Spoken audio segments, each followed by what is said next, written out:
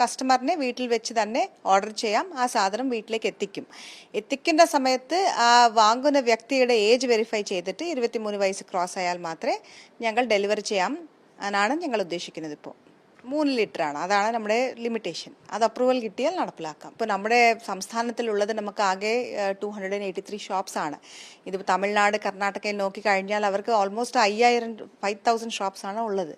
So അതുകൊണ്ടാണ് നമ്മൾ വലിയൊരു തിരക്കും ക്യൂവും പിന്നെ നാട്ടുകാർക്ക് ഒരു ബുദ്ധിമുട്ടും തോന്നുന്നത് അതുകൊണ്ടാണ്. സോ ഇത് നമുക്ക് ഓൺലൈൻ ചെയ്താൽ ചെറിയ ഒരു ഭാഗമെങ്കിലും ഇത് ഓൺലൈൻ വാങ്ങും. അപ്പോൾ തിരക്കും നമുക്ക് കൺട്രോൾ ചെയ്യാം, പിന്നെ കസ്റ്റമർ കൺവീനിയൻസ് ഉണ്ടാവും.